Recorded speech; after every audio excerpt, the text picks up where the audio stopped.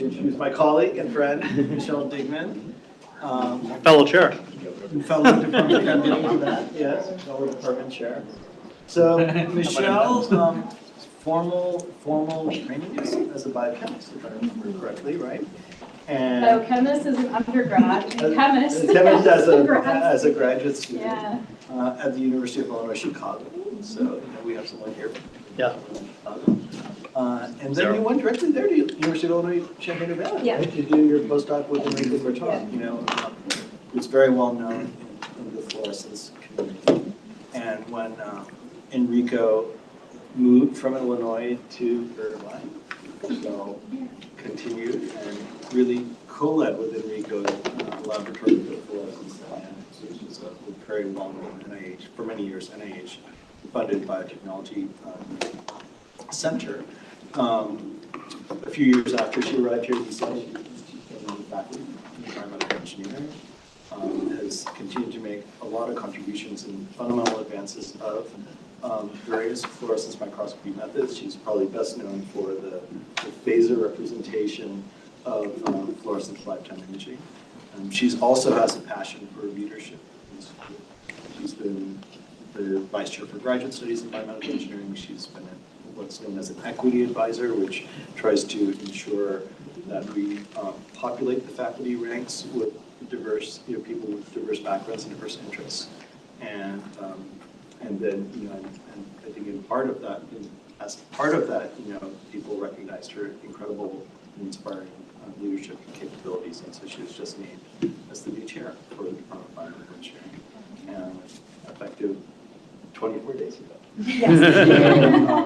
And so you're going to be seeing Michelle a lot. We're very grateful for the time and effort she's providing for all of you here. You're going to hear from her tonight. You're going to hear from her tomorrow morning, a formal kind of lecture, and then the lab is also tomorrow. We basically have her for 24 hours. And then I think that many people just want her more. So we can never get enough of Michelle. And I'll just leave it to her to tell you. Tell her about her work. So let's give her a warm up. Well, thank you so much for that really beautiful introduction, really very nice. I am so grateful to be in front of you all today. As Nelson mentioned, I just started this William J. Link Chair for BME, and so I'm actually pretty excited to see what the future holds for biomedical engineering. So before I start, I just want to just like to acknowledge on behalf of the BME department our presence in this traditional ancestral and unceded territory of the Adjamic and Tomba peoples. We respectfully honor and recognize the origin and current caretakers of this land, water, and air. The Adjamic and Tomba peoples and all their ancestors and descendants, past, present, and future. So thank you so much.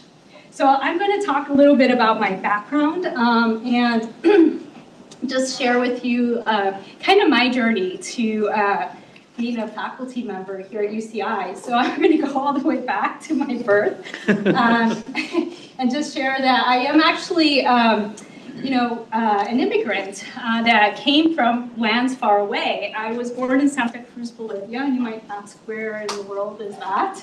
And you'll be surprised many people don't actually know where Bolivia is because there are very few of us around globally. But you'll see here that we are a landlocked country. We have absolutely no coastal regions except for, of course, rivers and other ponds and waterways. But particularly, I was born in this region of Bolivia, which is the lowlands. So all of this region is very close to the Amazonian tropical regions, and as you get closer and closer to the coast, you go up into more of a geography that gives you the mountains and the Andean, the foothills of the Andean mountains. So this is the town that I grew up until I was 7 years old, and immigrated from Santa Cruz to Chicago. And I have to say, if you look here at the geography, I love spatial analysis of things. So I, when my parents decided to move us all to the United States, we went from January, very nice warm weather, to Chicago in January. And as you can imagine, I've never seen snow before. And I was so excited as a kid to see snow, and then the minute I got outside and touched it, I was terrified that it was so cold. So just a little bit of background. I grew up in a town called Elgin, Illinois, and what is it really known for? Elgin street sweepers, right? A Sparkle glass cleaner, I guess they're in competition with Windex. And the Elgin Watch Factory, which shut down a long, long time ago, but they used to make these really amazing watches.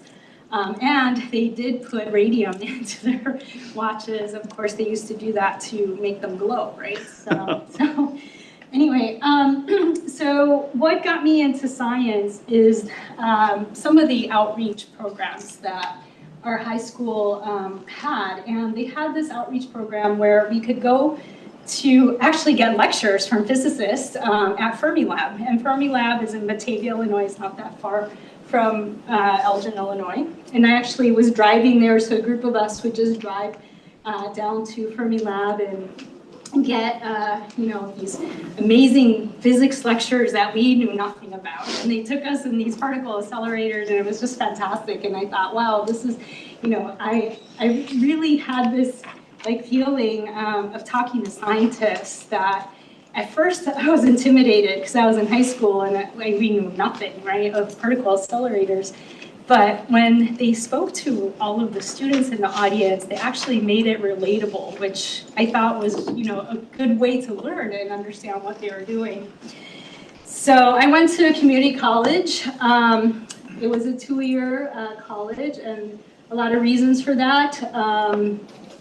My parents didn't have a lot of means, and I was very fortunate enough to have a social network, to be able to afford going to even this community college through, our church, and they helped with payments for this stuff. And then I applied to the University of Illinois Chicago, and one of the reasons I wanted to go there as opposed to other, let's say, there aren't that many universities in Illinois, right? There's a handful compared to California, so many. Is because they had an engineering program. And I thought I would first want to go into engineering, maybe chemical engineering. And then when I heard about their chemical engineering program, I was not very enthused by their senior design project. They told me that I would have to design a warehouse for a chemical company, and I was like, that does not sound like what I want to do at all. And they didn't have biomedical engineering at the time. So the nearest thing that I wanted was biochemistry, so I got my undergrad bachelor's in biochemistry, and then I started doing work in a chemistry lab. And this professor is like, oh yeah, just come on in, you'll work with bacteria and you'll grow them, and they were so stinky. It was like so smelly, and we had to ferment them. But I actually really enjoyed that experience, so much so that he's like, oh yeah, just sign up for this for research during the summer. And I had no idea that you had to pay for tuition and fees during the summer, and I had signed up for this thing, but I made it work. And it was so much fun. And then I ended up doing a REU research. This is a research experiences for undergrads at Northwestern. And there it exposed me to so many more different types of research. So I went to a material science lab where I couldn't believe this, that I don't think they would let kids do this today, but I was in a glove box mixing elements from the elemental, from the periodic table all together into these little tubes that I would have to like fire and make sure that there's no air exposed to them, and put them in an oven for about 2 weeks, and then look at the crystal structure when it was done. And you absolutely had to make sure that you didn't expose them to air because they could explode, and there's like all these possible things working in the glove box, but I had so much fun. I learned so much from all of these postdocs that were there, and they told me their stories, and we would just have like a great time. So it was really, for me, that was the most formative part of my training, was to be surrounded by this group of scientists. They were all working in their own research project, and then being mentored by one of them. And actually, one of my very first papers was on this work that I did. So it was, I had so much fun, and I decided to continue studying, go to grad school. And at the time, like I said, there were still no biomedical engineering options. So I decided to go into the Department of Chemistry. And this is because they had, in chemistry, you have like 5 different disciplines within chemistry. You have organic, inorganic, biochemistry, physical chemistry, and analytical chemistry. And I decided to focus on biochemistry because that's the closest I can understand to biology and chemistry, and at some point maybe engineering. So what I studied there was protein structure and function, and the interaction of proteins with lipids. And this is like really old school. There's no GFP at the time, which shows my age. And so I had to actually purify this protein, and it took months, and it took like 2 months of my life just purifying this protein, characterizing it, making sure that it was properly folded. And the way to do that is that you have to perform all these biochemical analysis. And then once you get the wild type protein, you can insert these mutations, and these mutations would enable you to figure out the structure and if it actually bound to negatively charged or positively charged lipids. And so doing this was very tedious, it was very long, but I really enjoyed those moments because I learned so much. It was one of these labs that felt like I was actually a postdoc rather than a student, because we would be mentored by other students, senior students. So we'd never really see our PI at all. And we would characterize all of these interactions and never see anything until when I was like 2 years before I was about to graduate, and didn't know at the time how long that was going to take, right? I decided to go to Urbana-Champaign, where I heard there was a lab that was doing this really amazing work with imaging. And so so this is surface plasmon resonance. This was our newest technology that we had bought at the time to characterize the KD, right? How tight of a binding affinity our proteins had to lipids. But it would have been nice to see them. And right at that point in time, GFP started being cloned, and then we were starting to tag our proteins with the green fluorescent protein. So here's an example of one of my data as a grad student, is an exon 1 that's tagged to the green fluorescent protein. And at the time, there was this way to make these cellular, let's say, membranes called giant unilamellar vesicles, and kind of recapitulate this bilayer. So I have a movie here, which I'll play again if you want to see it. So what you see here is actually visualizing the protein that's bound to the lipid, right? And by using fluorescence correlation spectroscopy, you're able to calculate the degree of association of how that protein binds to the GUV. And here is the movie, and you can see this is a giant unilamellar vesicle that has been made from purified liver lipid. And then the protein in this case is not an exon, it's a different protein that is binding to that. So I was doing, yes. So I was doing this work, and when I saw this image, I said, "This is what I want to do. This is what I want to study. I want to see images." And when I finished my PhD, I took a position in UIUC, Urbana-Champaign. It's about 2 hours south of Chicago. And I started working on a project with the Cell Migration Consortium. And at the time, it was spearheaded by Rick Horowitz, and it included about 25 different researchers across the United States. And we, in this particular project, that was being mentored by Professor Enrico Bertone, our job was to do the biophotonics method development. So what is exactly that we had to do is take the technique that you just saw, the FCS data, and expand it to images. And we did this, we developed something called raster image correlation spectroscopy. We went on to develop the cross-raster image correlation spectroscopy, or cross-RICS.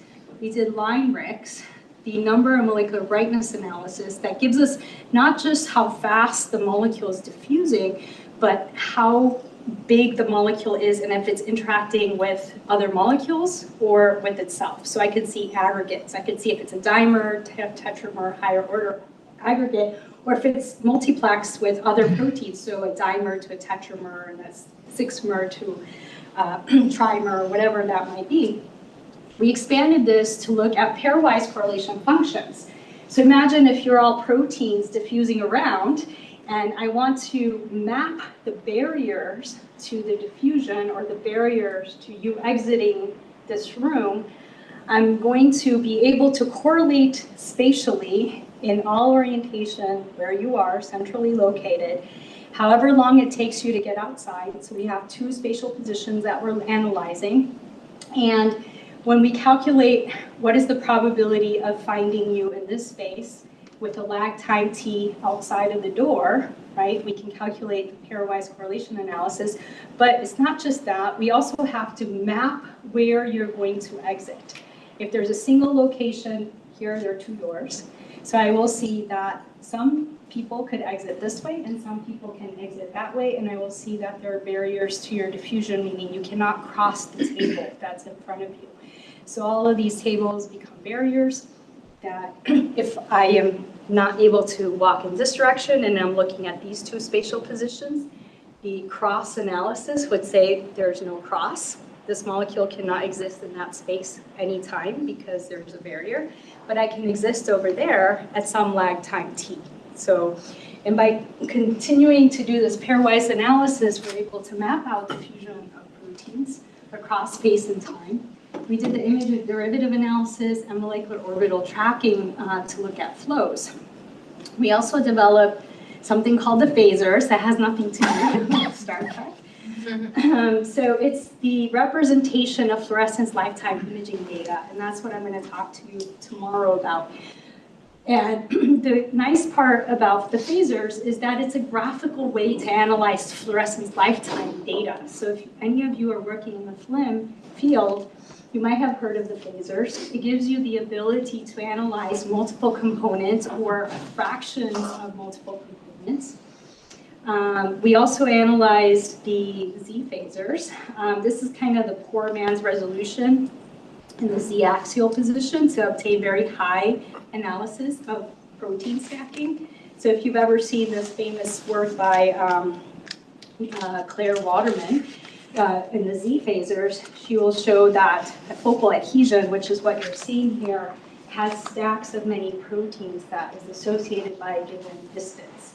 And this is a graphical way to represent this. And we also contributed the phasers to spectral analysis. So instead of using this kind of, let's say, known priority knowledge of where the fluorescence emissions are, you can map the spectral emission. I'm going to show you an example of this into the phaser space. And by doing this calculation, you're able to separate out multiple colors graphically. Okay, so that's the power of the phasers. So all of this was developed at the Laboratory for Fluorescence Dynamics, which now I'm the director, and Professor Enrico Bertone has retired since then. And our team is pretty small, but we're hoping that in the next year we continuously grow our team. Our P41 Center was started in 1986 as a biotechnology resource. And NIH sunsetted all these centers. So what do we do now, right? And we were pretty lucky because they said that the limit for NIH funding for P41 sensors was 10 years. And we almost made it to 30 years. So we were actually pretty lucky. So now what we've done is we have all of these imaging microscopes available to the community, 17 core instruments, 7 main techniques that we train folks in. We do individual training, lectures, and we do workshops. So our next workshop will be in October, and we are going to have a training session just like you're doing here, and we're going to train folks on these more advanced imaging technologies. These are all the different microscopes that we have. We have customized 2-photon laser scanning systems. We have the ISS STED system, we have the Zeiss LS7880, 710, and then full field chirp film, USFIM, and a couple of, single sheet illumination microscopes. So all of these systems are available to researchers, including cuvette spectroscopy facility and biochemistry and computer labs, similar to the Spectrum Laser Institute that you saw. And all of these are the techniques that we actually train folks on. We do training on FLIM and Hendrix, airflow, fusion tensors. And then something I'm going to highlight, which is kind of unique, is the bioluminescence work that we've been currently working on. And we can apply all these techniques to a variety of different biological systems and questions. Okay, so this is an example of the fluorescence lifetime that we're going to do, and you're going to hear more about that tomorrow. We can do imaging on any system, let's say, that's living, and that's because we can get autofluorescence signatures. This is bacteria, and it's autofluorescent. There are no added dyes to this. Or in tissues, and we can calculate the metabolic state of cells using the NADH signature, as some of you already know about this. We can also do something unique and look at other types of biological systems. This is during development of a mouse embryo. And one thing that you'll notice here is that the intensity is quite bright. This is 2-photon excitation of the mouse embryo as it develops into different stages. And what's unique about this is that the intensity gives you some information, but the fluorescence lifetime gives you all of the information in some way. So you see that 2-cell stage embryos has a unique phaser position here. As the embryo develops to 8-cell stage, it shifts to the right, so the lifetime gets shorter. And as it continuously develops, it shifts towards the center of the phasers. Now, it took us a long time to figure out why it's doing that. We had to go back to the 1960s work, where they actually did a lot of biochemical analysis on the metabolic, let's say, profile of embryos. And what we did figure out is that we should theoretically, and we see now experimentally, that the lifetime at the 2-cell stage should go from long to short, which is what's happening here, and then from short to long. And the reason that's going towards the center here is because as the embryo keeps dividing and making these cells over here, it's producing a lot of reactive oxygen species. So the cellular metabolism here shifts to our oxidative state. And in this oxidative energy state, it actually oxidizes lipids, and that drags the lifetime towards the long lifetime signature, which is oxidized lipid signature. So we also confirm this with other biochemical analysis to show that that's what's happening. But one thing that you notice is the unique lifetime positions for each embryo stage, which can give us an information about how healthy the embryos are. Okay, So we can apply the fluorescence, the phasers, to not just film data, but also spectral data. So some of you may already have commercial systems or, let's say, home-built systems where you might have a spectral camera or detector. You can take that raw data and plot it into the phaser space. And here, it becomes just a transformation of that emission wavelength that you see here, this graphical representation of the emission, and multiplying the sine and the cosine into Fourier transform, and then plotting that data into the given phase and modulation for that transformation. So one thing that I'm not showing, let's see, hopefully in the next one, if you don't have a fancy camera, spectral detector, you can use something, and we started with very cheap sine and cosine filters. And these sine and cosine filters are not perfect sine and cosine filters, but they enable us to transform the emission data because, as you'll notice, light will be able to pass through in one wavelength, right, band of wavelength, and the other band of wavelength, we'll be able to see it in the second channel. So if we split this into two cameras and use the sine filter for this camera and the cosine filter for this camera, we're able to then reference, right, using a reference here, the emission of every single color that is emitted. Yeah. Michelle, can you go back to the previous slide? I just want to make sure we understand it. So on that spectral phaser, can you explain kind of what is the kind of the theta axis representing and what is the radial axis representing? Okay, yeah, so you can imagine a vector here. And the vector here has a certain length, which is the modulation, and then the phase, the angle. And so in this case, we're actually taking the intensity at that given wavelength, right, of the emission, and that is being multiplied by the cosine of 2 pi, and then n here could be higher harmonics, so we can use higher harmonics here, times lambda divided by L. And so in this case, we have well, it depends on the spectral, because in, let's say, reference signal that you have, whether you're using sine or cosine filters, but essentially what you have is an S and G coordinate, right? So you have a coordinate on this axis and a coordinate on this axis that gives you the spatial position based on the calculation, right, based on this, that G and the S coordinate for each one of these spatial positions, and then you get the average, and for each one of these spatial positions, you get the average, and then you get an S and G coordinate for that particular. But what does it mean physically, I guess? What is, so if I have a bright spot there in one measurement, and I have the same bright spot, but it's actually further away from the center. Oh, okay. What does that mean? Or if I have a blob that actually rotates a certain degree theta, what is happening? Yes. So what's the physical interpretation of this? Yeah. Sorry. So the angle represents the emission wavelength, Right. right? So more in the blue, so over here, so 400 nanometers. And as the phase, let's say you start with the zero axis, which starts here.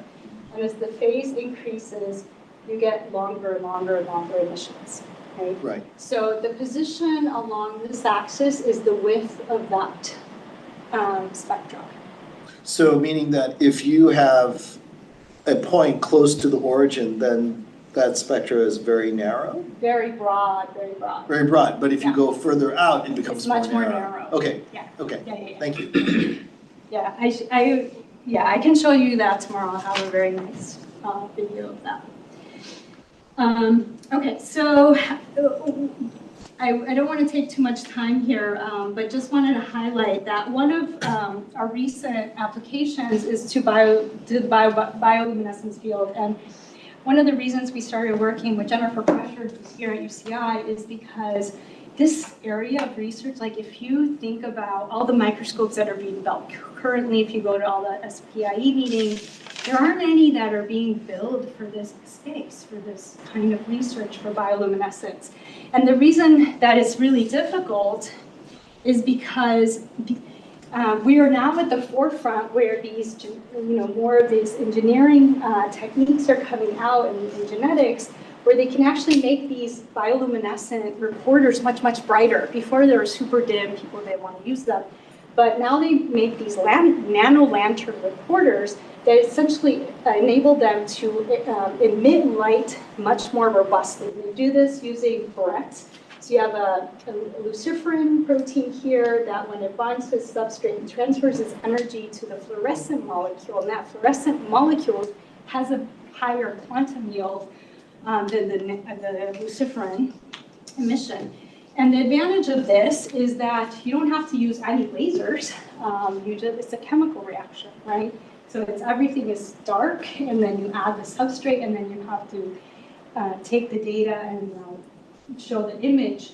But one of the limitations was this problem, is that if you wanted to use multiple colors, let's say the blue, the cyan, the green, the yellow, the orange, the red, and then the far red, the lumy scarlet, if you superimpose all of these, you just get one big gigantic emission. So, and you could see that there's a superposition between these two colors. But when we take this data and plot it on the phasers, you can see they have a unique phaser position. So now that enables us to separate out those colors much more efficiently. Here are some cells that are randomly expressing different reporters. And within that area of emission, you can see that the purple are the lumy scarlet reporters, the green are the green ENL, the GNL, CNL, and the nano blue or the YENL reporters. So now we can separate out these beautiful signals. We can also get information from longitudinal imaging because we're not exposing the cell, so we can image as long as we want and look at the intensity over a function of time. And here are two reporters. There's a nuclear reporter, which is the YENL, and then the GENL, and we can separate out those pretty well in the phaser position. So just to show you the unmixed signals for that one cell here. So the idea is to genetically make these immunometabolite sensors, and we're currently working with Jennifer on this. And once we're able to generate these reporters, we're able to calculate the Brett efficiency, which gives us information about the binding state. In this case, it could be calcium, or it could be some other reporter that they've built with that. So the idea is to target the immune system and try to understand the function within each one of those immune cells and get those information. So finally, I'll just leave you with this. I'm not going to talk about this tomorrow, but one of our techniques that we've developed some recently is looking at mitochondria tracking. So my lab's interested in cellular metabolism. We're interested in mitochondria. I had a student whose project was to track these mitochondria. And he's like, but Michelle's going to take me a long time to track each one of these. There is no automated way to do this. So he built an algorithm called Mitometer, and he borrowed from astrophysics, where they use a diffuse background subtraction similar to what they use with galaxies. Gaussian filtered the image, thresholded the image, and got a final image. And what this helps with is an automated way to calculate fusion and fission events, the mean square displacement, so looking at velocities, trajectories, and looking at all of this information for visualization and analysis. But that was the only thing that he did. We can also calculate the NADH free and bound lifetime of the mitochondria, even if it moves. If it moves, and for those of you who do FLIM, you'll know that when you're doing FLIM, you have to integrate many, many frames, and if the mitochondria is moving, you're going to get this blurry image. So instead of getting the average lifetime that looks like this, we obtain the average lifetime independently if that mitochondria was moving, so we still get a signature for that mitochondria in terms of fluorescence lifetime, and here's some of the data. So what we found is, for example, our control cells, which are, let's say, non-tumor cells, have less number of mitochondria. That's the blue graph on the bottom. The ER/PR positive cancer cells, these are aggressive but not as aggressive.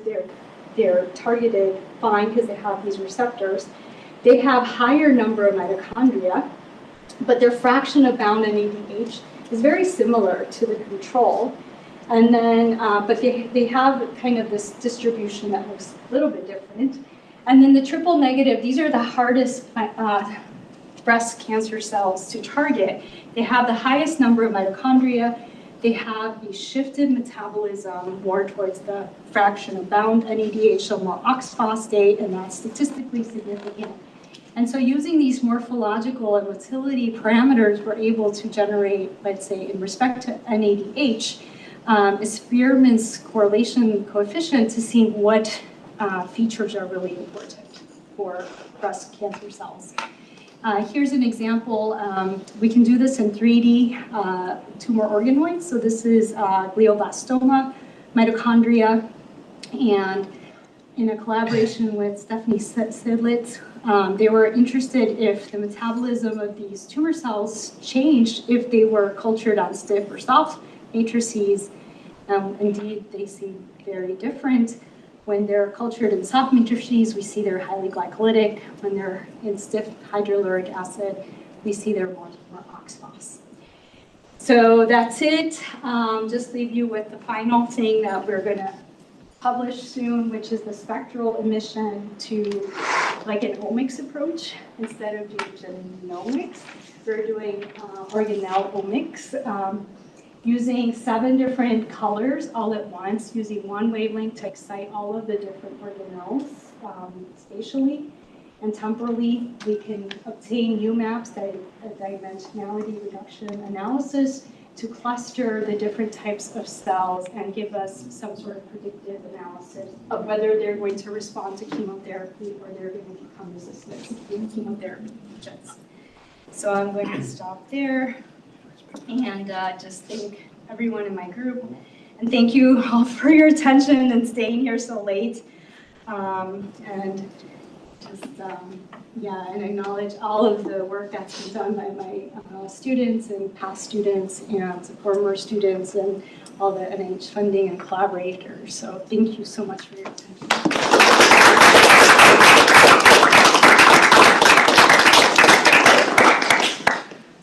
Okay, questions for Professor Digman, although you will see her tomorrow. I'm asking tomorrow. The mitochondrial work, was that Balam?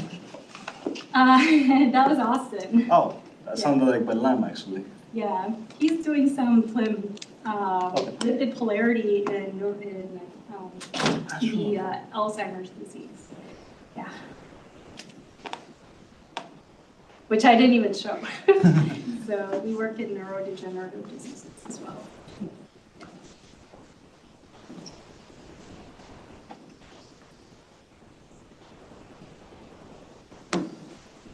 So for the embryo culture, the fluorescence lifetime imaging and bioluminescence imaging, so did you do the imaging for the same time, or they are the separate sample? Oh, for the development of the embryo? Of the development, yeah. Yeah. So we always had controls, right? So I have a whole other presentation on just the embryos, and I can show you some embryos develop faster than others. So Yes. we could see some that are already in the morula stage, some in the blastocyst stage, some that arrested. We made predictions. If we can tell what signature on the phaser position will tell us this embryo is not going to develop. This embryo will develop. Yep. And we followed them over time, and in fact, we are about 85% accuracy on that. We've done testing with experts in the field that do screening of embryos to say this one's healthy, this one's not healthy. Their rate is about 51% accurate rate. They look for phenotype, they look for DNA fragmentation, they look for these kind of other signs. We're looking at them through metabolism. So are you build this incubator or is a custom built incubator or you just get it from the company? For the embryo culture, do you build a home built incubator or you just get it from? Yeah, so they're taken from the moms. The moms are sacked. They get collected between 2-cell to about blastocyst stage. So there's a student who was upstairs that took a piece of hair and she was using her hair to like sort them so she could see if they were blastocysts or 2-cell. So we were lucky enough to collect just the 2-cell embryos or the 8-cell embryos or the marula. Sometimes we had a mixture of some of them in the same culture dish, but I have images to show like what happened to them over time if they developed or if they didn't develop, and we took images before and after. We also took the ones that were exposed to laser and implanted them into pseudomoms and calculated the birth rate of those imaged versus non-imaged. And we did it at different laser powers to see what the viability was and all this. Thank you. I'm happy to show you tomorrow. Yeah, I'm highly interested to see.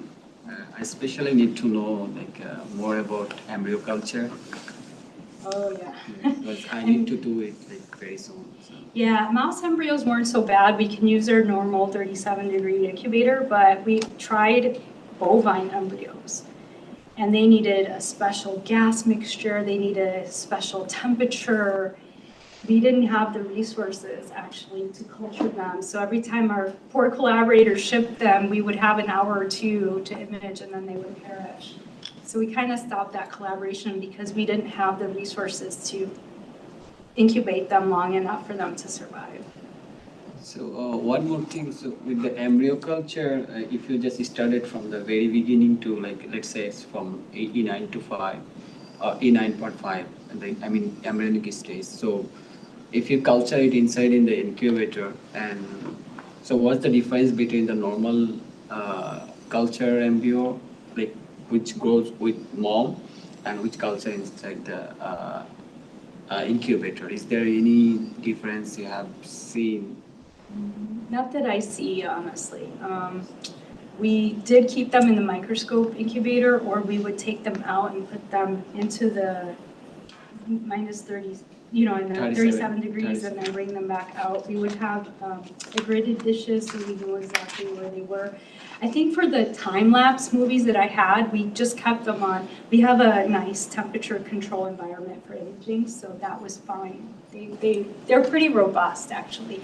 We even tested which ones were more sensitive and less sensitive to our imaging. We found that after 8-cell stage, the marula and 8-cell stage were fine. So we did an area under the curve survival rate for that. Thank you.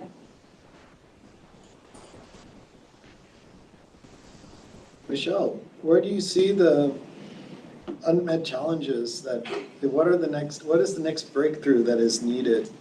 Yeah, that's a good question. I metabolic think Jane imaging. Zuckerberg is going to have a big meeting on what's the next imaging challenge. I think the last one they come up with deep tissue imaging. Yeah, sure. And now they're going to have another meeting about this. I was fortunate enough to be in a panel that had a group of researchers, including Jennifer Lippincott-Schwartz and many others, who do other types of imaging modality. And we were discussing this, multiplexing some sort of biochemical analysis, what are the metabolites that are being generated? Can we see that in living cells? Because a lot of these technologies exist, but you can't see them in living systems. So the challenge is to be able to read these components in real living systems. So where does the contrast reside? Where in optical space can we see these metabolites? Well, people like the biosensor people are working on this right now, building these reporters for sensing metabolites. I think that there still needs to be a lot of development in probe and detection still need to be optimized for optics, like the bioluminescence technology. I know that, for example, I talked to a researcher in Australia, and where Australia is going is quantum imaging. So trying to understand the quantum effects of are there any quantum effects at the cellular level? Of course, FAD is the one molecule that comes to mind that people are trying to understand. And the most studied one is cryptochromes, right? This is the molecule that kind of guides birds to know exactly where north and south and when to migrate, where to migrate. So they have these kind of internal kind of systems. So quantum sensing, I think, with optical imaging is starting to emerge. I think it still is huge infancy. I know I was in another panel with NSF, and there's a researcher in physics who's studying cryptochromes. We actually put in a grant together for this. So what is the source of contrast, or what is the mechanism by which you can image? Well, we're trying to understand the effects of, it could be, in this case, right, if you, like, is there some sort of electrical or magnetic sensing that happens within cellular systems? Is there, but it's more about the, like you have these entangled, electrons, and if they're... Yeah, but the question is, where's the optical readout? That's what I'm trying to understand. So, right, you want to, in some sense, have the photons tell you something about the electronic spin state or whatever. So I'm ignorant of how can you use light, or what are the mechanisms by which light can provide a readout for quantum effects? Yeah. There are a few researchers that are coming out with just recently published work on how it's possible to detect entangled electrons and these spin states.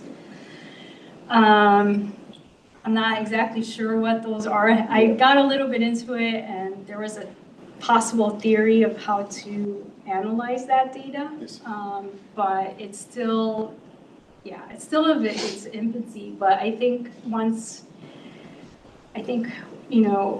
detectors get better, sensing gets better.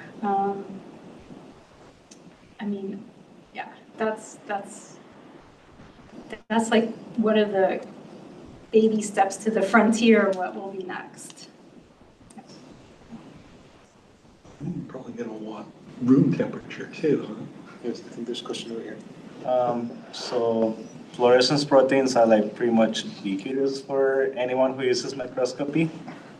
But you just mentioned like an option that is outside of like using something that you have to like throw a light on it and just wait for it to like fluorescence. Oh, the bioluminescence? Yeah. Yeah.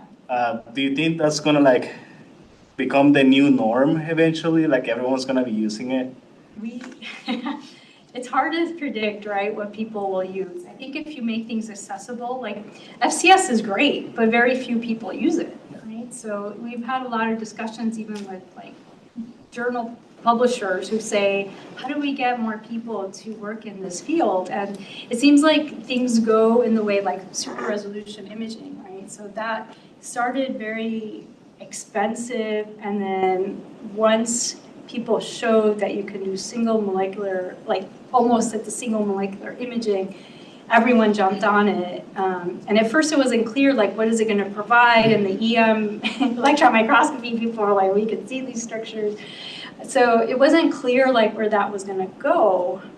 But certainly it became, once the technology developed and people started to find new ways, like certain things resurface, like lattice light sheets and things like, light sheet, which is a very old technology that was brought back, and then you could put structure on it and you can see much more better resolution. So I think that the ideas were there, but it needed kind of a push from the rest of the scientific community to get up there. And I think now there's so many people using super resolution imaging and commercial microscopes that have now put these commercial systems for STED and, STORM and all these other commercial systems that made it widely available to scientists.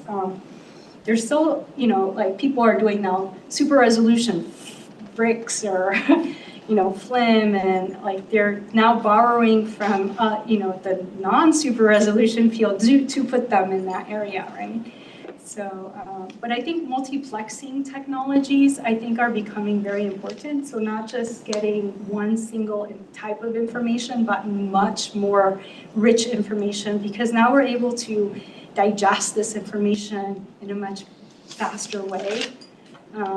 We can use machine learning, we can use, all of these applicable tools that are making its way into imaging analysis. I think there's two things that have to happen, is thinking of ways to figure out how to image these spin states, but also getting all this rich information and making it useful to the community.